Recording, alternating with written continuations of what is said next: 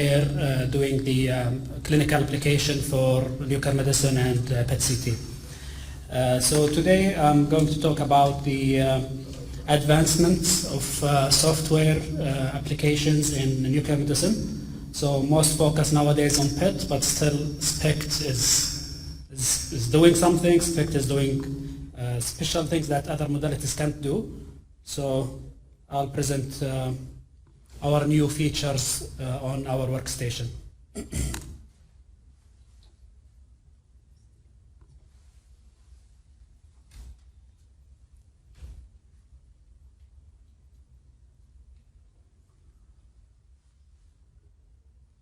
Okay, so our workstation is called Zealous.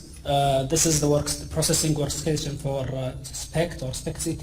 It can be also used for PET. It can display even other modalities like CT, MR. It can display everything, but for processing wise, it processes PET and SPECT-CT data. So imagine that you have a workstation that can work anywhere, even remotely, that you can have it in your laptop, even in different city. If you are just connected to the hospital network through VPN or whatever way that your hospital is providing, like VPN access remotely. So you can process data anywhere, you can review the data, you can write your report, you can release patients anywhere, either inside or outside the hospital. Those workstations are connected to a server. The server is within the department. It's like a normal computer, but with more powerful specifications.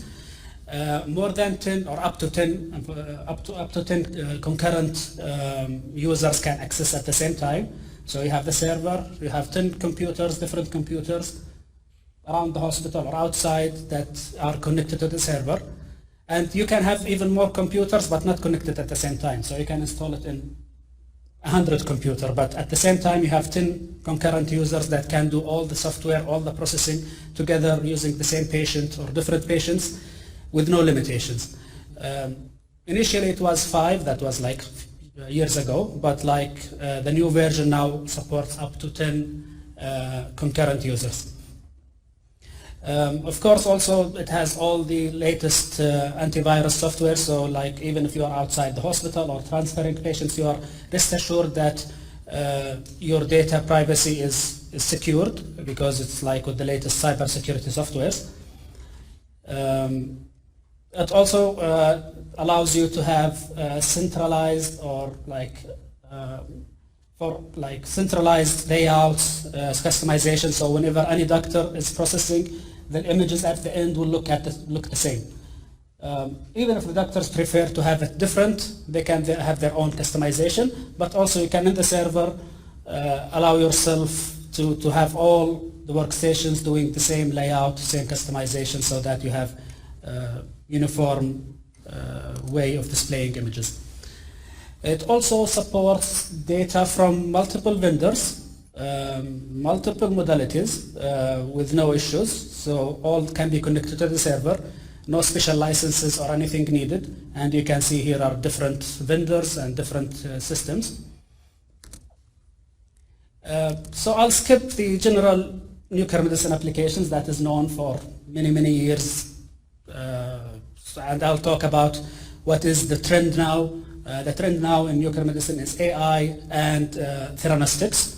So I'll talk about the solutions GE offers to help you with the new trend in nuclear medicine.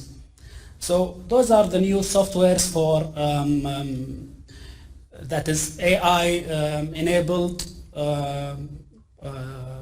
that we have in our new workstation. We have for the lung, for the liver, for theranostic, and volumetrics, plus more softwares like Xeni and the others. I'll go in not details, but like a high-level detail of each one of them. So let's start with the Q-lung. So why the lung is so important in nuclear medicine? First, lung cancer represents the #1 cause of death from cancer by at least double the second one. So the mortality rate in lung cancer is so high. Each year, that statistics is 2018, but each year around 2 million people die from lung cancer worldwide. The other thing is lung volumetry. This is done for patients that needs to resect part of the lung or one lobe of the lung. They usually are referred to nuclear medicine to do the calculation to calculate each lobe of the lung, like percentage of perfusion. So if that number isn't so accurate, it means the outcome will not be what we wish for. So those patients, like I said, they need resection, so we need to see the volumetry in proper way. Then we need it to be accurate, of course, because those patients will go for surgery. If the perfusion is above certain number, then they will not do the surgery. If the result is not accurate, it means they did surgery wrong, and patient may suffer from like complications, or we may not do it because we were overcalling it. The other one is PE, pulmonary embolism. How many of you, some of you are technologists, came in the weekend or at night to do PE cases, which means it is an emergency case. Patients will come who are not eligible to do CT. They will be referred to nuclear medicine. So we will see what the solution, what the software have a solution for us for this PE or pulmonary embolism disease that can help the patient to have more accurate results. So what are the challenges now in volumetry? As we said earlier, the volumetry is mainly for patients who want to have lung or partial lung resectomy. They will remove part of the lung or one lobe of the lung. Nowadays they do it either manually, they do it in 2D. They do like anterior posterior imaging, and the volume isn't so accurate. Because it is 2D, so we are not totally sure that the volumes are calculated correctly. And most vendors at least will do it, including GE, they have their own 2D planner software, but it comes like, it deals with every patient the same. So they will deal at upper lobe, similar to middle lobe, similar to lower lobe, give them the same volume, and just give perfusion. So it's not really accurate because it doesn't come from CT data, it doesn't come from SPEC data, it comes from the 2D volume. So the other one is the ventilation perfusion. So ventilation perfusion, this is for PE. Again, this gives you an automatic way to process and review results of mismatch, what we call mismatch in nuclear medicine. So the doctor, when they do the ventilation perfusion scan, they do it, they look for mismatch. This is how they diagnose PE. But they do it visually. So what we offer is the software called QLung. QLung AI, the older version was QLung. So QLung it is based on a deep learning AI solution that segment the lung lobes based on CT data completely automatically. Long ago, or not so long ago, like in past few years, it was done either manually, and most like available software cannot support it even. With the new software, we can do it automatically. Like success rate of automatic processing is 89%. That is based on 99 patient study. So and 3 reviewing physicians. So they were like, they said 89% of the cases were done without any correction needed. But again, if automatic didn't work well, you can always do small correction. You don't need to repeat it manually, but just show the software where is the correction and it will correct it for you. Plus, when you are doing ventilation perfusion, the ventilation, when they do DTPA, there is always trachea uptake. Some people will give them patient water to release it and it goes to the stomach. Again, it causes an issue. Or in the trachea, and again, it's not just the trachea because also patient swallows, it's the esophagus, both the trachea and esophagus. That's why they give them water. So the software will automatically find your trachea, your esophagus, and removes it. you don't need to suffer the difficulty of reporting and viewing that image. 57% less clicks, this is compared to the older version. Just to walk you a quick walkthrough through the application. It's just a 1-minute video to see how QLung works.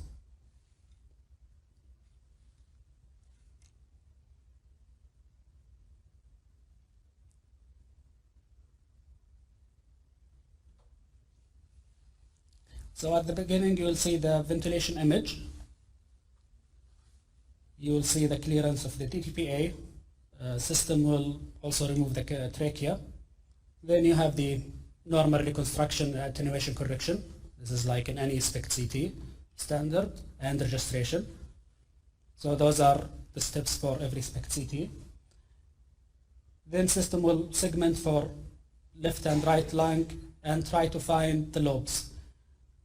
Normally you will draw a line and try to segment lobes, but now it is fully automated, so you don't need any user interference. You'll just wait for the system to finish. It takes a minute or so. Then it segments all the lobes and you get an image displaying ventilation perfusion. At the end also it will give you the percentage of a mismatch. All doctors will do it manually. They will just see it visual and tell you if there is a match or mismatch, if there is a mismatch or not. But here you can see it, for example, 13% is the mismatch. No interference. It's numerical. It's quantitative. It is accurate. And you can see all the rest and where there is uptake in the ventilation and no uptake in perfusion with comparison. Plus, this is very important. We talked about lung volumetry. It's a bit small here, but you can see each lobe, right upper lobe, right middle lobe, right lower lobe, etc. That each one with percentage of uptake. It's much more accurate than the standard 2D. Then we have the Q liver. We finished the lung. Now we have the Q liver. Liver cancer have, like, globally there is like more than 800,000 cases a year. It's the fifth most common reason of death in cancer in males. Selective internal radiation therapy is getting a lot of interest in the region. Many hospitals are already doing it. Big hospitals are doing it. Even the others, they are, if not started, they are planning to do. What you know is the like microsphere therapy for liver cancer. Plus we have the shunt assessment, because when the patient before radionuclide therapy, they need to do the shunt analysis. So that's why we need the liver for. So that therapy is consisting of like the we give the injection through the femoral artery, in angio suite. So the doctor will clamp or embolize the artery supporting the tumor, so that only when you inject the activity, it only goes to the tumor. It doesn't go to the healthy tissue, healthy liver. So it goes directly to that lesion and stays there. Cancers tend to, because they need more blood supply, they will have like accessory vessels going to the lung to have more blood supply. That is the problem, a problem. So if the activity goes here, stays in the liver, all other arteries are clamped, but these are open because they cannot, in operation, in angio, they cannot close this one. So it will go to the lung. If that high irradiation go to the lungs, patients may die because lung will be irradiated with high dose, and lung is very sensitive to radiation. So one of the pre-assessment of the patient is to calculate this shunt. We call it shunt, going from the liver to the lung. Again, it was done in 2D, and I'll show you what we can do in 3D. So it was manual. It was done in 2D, sometimes done by the in-house physicist. There is no software to do. Most of the times it's done by the physicist. And the calculation, because calculation of shunt First thing, it tells you if the patient is eligible for the procedure. Second, how much you should optimize the dose injected to the patient. Even if he is eligible, sometimes you need to decrease the dose depending on the shunt percentage, how much of the injected activity will go to the lungs. Then the next stage is the treatment. It was done manual. Some people will do it in Excel. Some people will do it in paper. Some people may have dedicated software to calculate because they need the liver volume, they need the patient demographics, height and weight, and they need the shunt percentage. But all was done either manual or some Excel. Some people will do it, or different solutions. So the Q-liver, the GE offered that Q-liver. This is released like 2021. It's a very new software. It calculates liver volume, like when we're before in the hospital sitting. Liver volume, we were waiting for the CT people, CT doctor to do the CT, then the radiologist will report the CT volume, then we take that information, add it to the information we have, and do all the calculations. So it's a two department or two sections work, different physicians. Sometimes it's not under the same umbrella, so you have always these logistics issues. With Q-liver, you can calculate the liver volume automatically, no user interference. Of course, as we said, if there is any mistake, you can just by little or one or two clicks, you can fix that automatic segmentation. It calculates the shunt in 3D. All available solutions will do it in 2D. I'm not aware of any other solution that can do it in SPECT-CT. And it is automatic, completely automatic, the shunt. I remember in the hospital setting, the doctor was trying to find a way to calculate the shunt using SPECT-CT because it's much more accurate. But there was no way. This software is a one-stop shop. You do the CT job where you have the lung, the liver volume. You have the tumor volume. You have the shunt analysis in SPECT-CT. So you are ready to do the patient. Plus, it gives you how much dose you should inject the patient of microspheres, yttrium microspheres. Because it has the formulas built in. There are 3 different formulas. If you don't like them, if there is a new formula or a new study suggests something better, you can write your own and the system will do it for you. So even if in the future something changed, something better came, you can just write it. It's easy to write. There is a guide how to write the formula and the system will do it for you. So this is compared to other ways, like how much time you save, how much clicks you save, etc.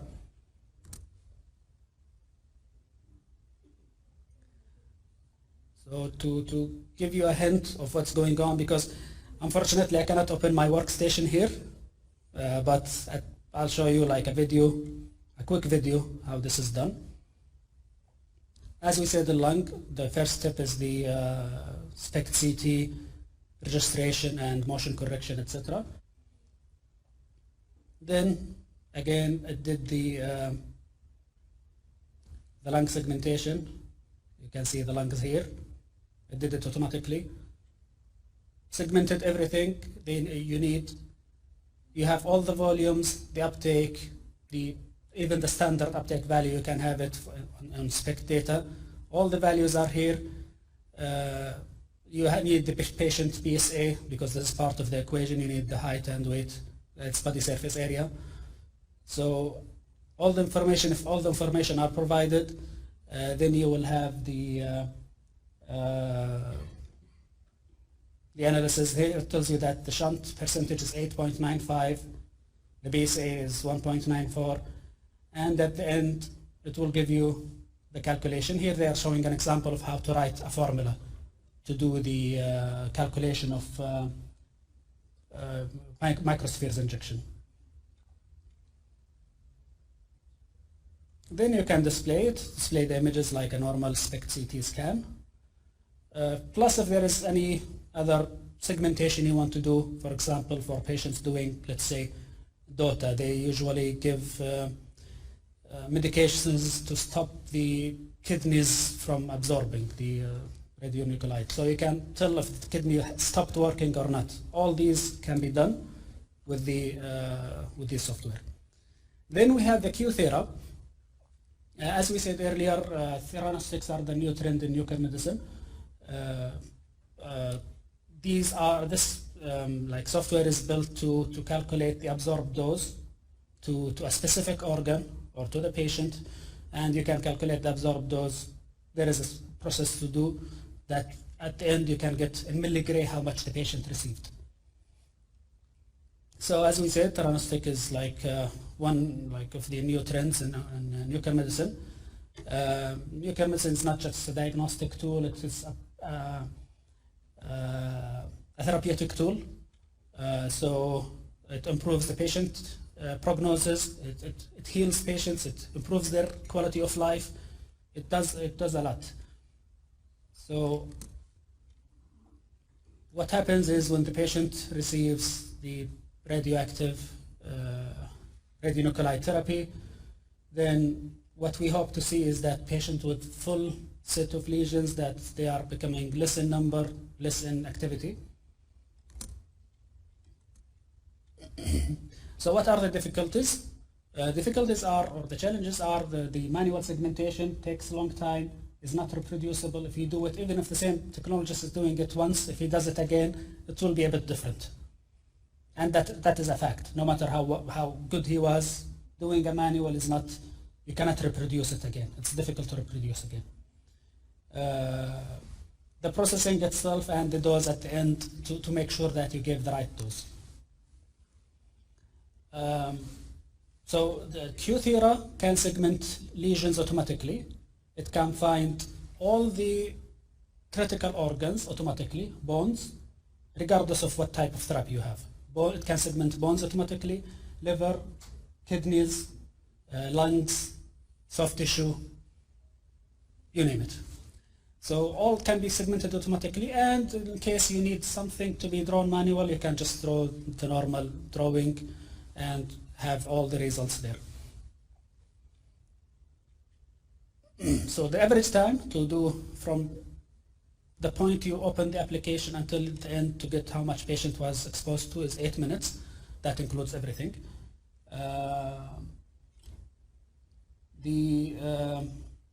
That's the average time to do it. Then the patient, because it's not just a physical half-life you're talking about biological half-life. And you cannot estimate that, because even papers, they will talk about normal behavior of normal person, not a patient. In patients, it is different. The uptake mechanism is different because radioactive therapy will go to the right place. It will stay in that place for a time that we don't know how long. Nobody knows. So you need to scan the patient at least 3 times in 3 different time intervals. The more you do, the better, the more accurate results you get. But at least you need 3 sets of times to scan the patient. A whole body, a SPECT CT, at least 1 SPECT CT of them, and at least 1 whole body. So you need at least 3 time interval. You need to calculate the system sensitivity for that tracer, of course. Otherwise, you will not know the other factors. Milligray, for per each organ, was given to the patient. So this is an example of lung segmentation. It is completely automatic. For example, in here, because softwares can do mistakes, even AI inspired, you can see that it's counted part of the liver, part of the heart as liver. So just by, there is a tool that is like knife, they just cut it, then it is out. It takes a second or 2 seconds to do it. Then you can see it is a normal liver. Then you can see all the liver, the lesions. You can have special region of interest over the lesions. You can calculate SUV for SPECT. You can calculate how much time interval and how much activity was decreased.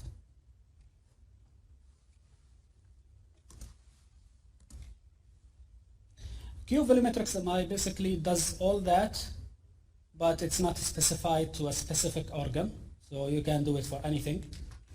Even patient coming for diagnosis and follow-up, you do uptake and measure pre and post therapy or whatever. It's not like dedicated for certain organ, it's for anything. And it can be used for PET-CT and SPECT-CT data. And again, you have the automatic segmentation. Then we have the Gnmc program. Gnmc is not made by GE, it's a third-party application. Gnmc is made for bone scans, specifically for prostate cancer. It gives something what we call bone scan index. This number is, by the way, FDA approved for prostate cancer.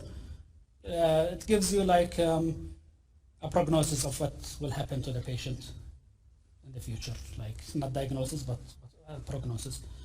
And it is reproducible, so if patient comes for follow-up after treatment, you can compare the bone scan index before and after. Because sometimes you see more lesions or less lesions or the same lesions, but they are less active. Visually, you cannot tell because system will always correct on the highest count area, I mean software display. So even if counts were less, you may see it as high or higher because it normalized over the highest area. With Gnmc, this is automated. It is one of the most two reasons why we order bone scan. It's either breast CA or prostate CA. So number one is breast CA, number two is prostate CA. That's why there was a special software to do that. And it's not approved to be used on other diagnoses, like if patient would have any different cancer. It's just for prostate cancer. So it looks like that. If you don't like a lesion that the system drew, you can just remove it. You can remove the body outlines, you can remove any lesion, or you can add lesion. At the end, it will give you this number, the bone scan, automated bone scan index. The good thing, as we said, it is reproducible. It's not technologist or doctor dependent. So that makes it much easier to do patients and do follow-ups without the fear that you may miss something.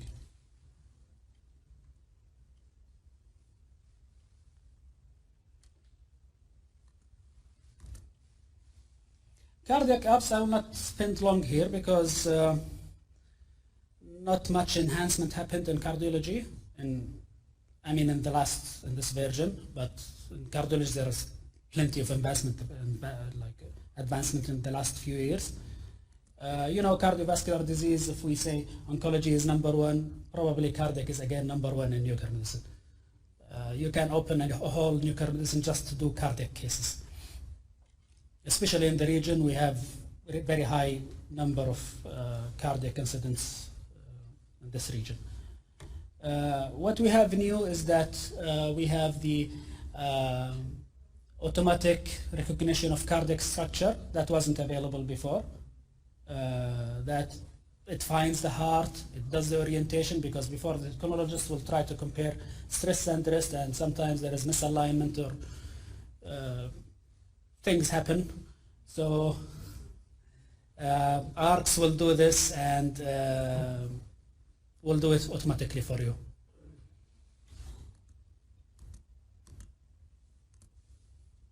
And the last thing I'll talk about in cardiology, we have, because we believe in cardiology, don't need a company that makes a software.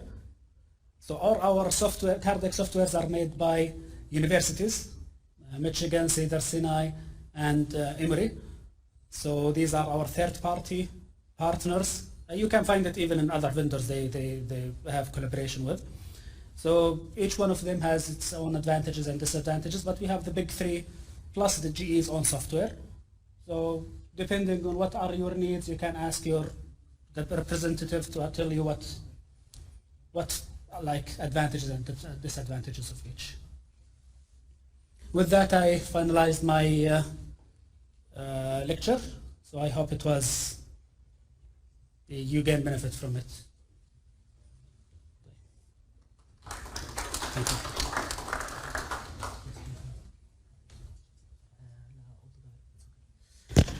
Okay, thank you.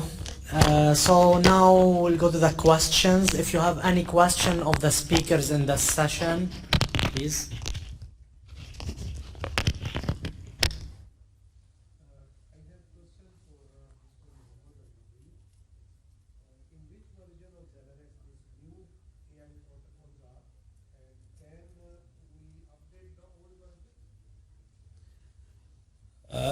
This is Zillerus V or Zillerus 5. It's just released. Within the region it will be in few probably weeks. It will be released in the region. It's already approved in Europe and US for some time, but in the region we expect it so soon, probably in few weeks. The older version is upgradable. If you have version 4, then it is just a software upgrade.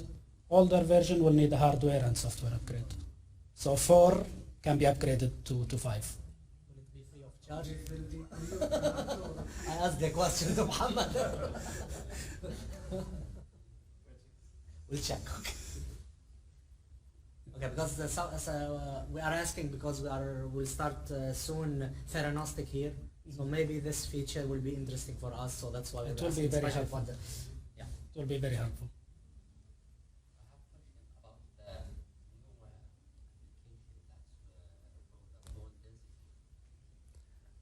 Bone, that's for bone scan. For bone scan.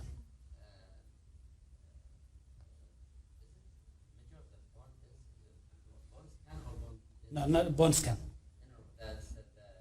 The X. Yeah. Xeni. Yes, this is for bone scan.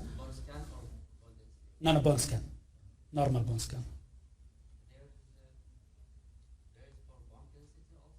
Bone density will be with the bone density with the it comes with a bone density system, bone densitometry system, the DEXA. They have their own softwares, separate softwares.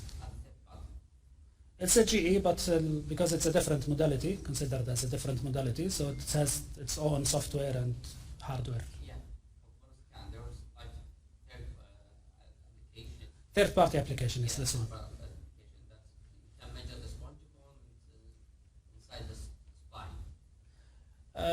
This one will just measure the uptake, calculates all the uptake and all the lesions, and there is a way or a formula to get at the end the bone scan index. It's a formula built in the system. I'm not aware of how they calculate it, honestly, but there is a formula to calculate the bone scan index. And can we do contouring for theranostic calculation, like for our tumor, where is it located in the liver, and then we can, because all the tumors they are not like circle or Of course. and the tumor will be in different rows. So can we do contouring? You can do it. It's not that manual contouring because as just you click it, based on a threshold, it will just find automatically where it is in all slices in all directions. If you're thinking it is too big, you can just decrease the threshold by 1. There is a number next to it, says for example 40, make it 39, then it is decreased a little bit or increased a little bit. So it is semi-automatic, let me call it, if you want something specific. take one additional question if anybody have any question. Okay, if not, thank you. So we'll close this second session and we'll meet tomorrow at 10 a.m. for the third session. Thank you.